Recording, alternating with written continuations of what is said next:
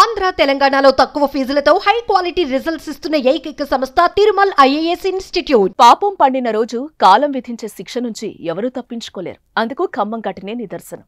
2020లో భార్యను చంపిన భర్త అత్తలకు జీవిత ఖైదు విధించారు. అంటే దాదాపు 5 ఏళ్ల తర్వాత భార్యను వేధించిన భర్తకు చిత్రహింసలకు గురిచేసిన అత్తకు ఖమ్మం జిల్లా ప్రధాన న్యాయమూర్తి రాజగోపాల్ శిక్షను ఖరారు చేస్తూ తీర్పునిచ్చారు.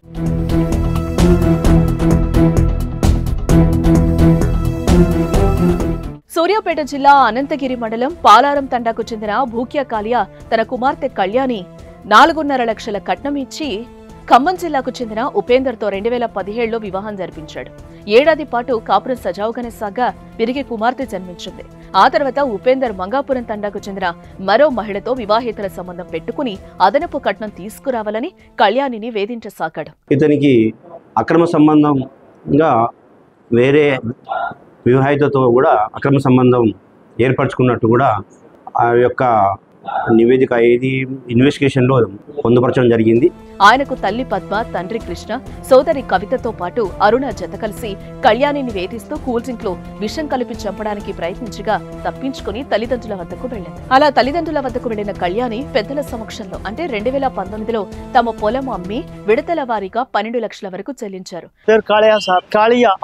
సూర్యాపేట జిల్లా సార్, మండలం అనంతగిరి మండలం సార్, పాలారం సార్, ఒకటే బిడ్డ ఒకటే కొడుకు సార్. 2017లో పెళ్లి చేసినాం సార్, ప్రేమించుకుంది సార్. కట్నం కావాలంటే కట్నం ఇస్తామని ఇచ్చిన దాకా వదిలిపెట్టలేదు సార్. పొలం అంటే పొలం అమ్మిచ్చినాం సార్. సీన్ కట్ చేస్తే 2020 ఫిబ్రవరి 12న కళ్యాణి తండ్రి అల్లుడు ఫోన్ చేశాడు.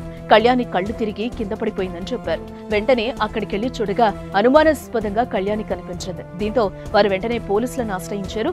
అలా కొన్నేళ్ల పాటు సాగిన ఈ కేసులో కళ్యాణి భర్త ఉపేందర్, ఆయన తల్లి పద్మ ఇలా మొత్తం 21 మంది సాక్షులను ఈ కేసులో విచారించారు. అయితే ఈ కేసులో చివరిగా కళ్యాణి భర్త ఉపేందర్, ఆయన తల్లి పద్మపై నేరం రుజువు కావడంతో యావజ్జీవ శిక్షతో పాటు 10,000 రూపాయల జరిమానా విధిస్తూ తీర్పునిచ్చారు ఖమ్మం జిల్లా ప్రధాన న్యాయమూర్తి Rajagopal. 302, 304B and 498A red with 34 of IPC సెక్షన్ల కింద వాళ్ళని జీవిత ఖైదు కింద ఏకకాలంలో జీవిత ఖైదు అనుభవించారని చెప్పి తీర్పు ఇవ్వడం జరిగింది. ఇక మొత్తానికి 5 ఏళ్ల తర్వాత తమ కూతురు కేసులో న్యాయం జరగడంతో తల్లిదండ్రులతో పాటు కుటుంబ సభ్యులు హర్షం వ్యక్తం చేస్తున్నారు.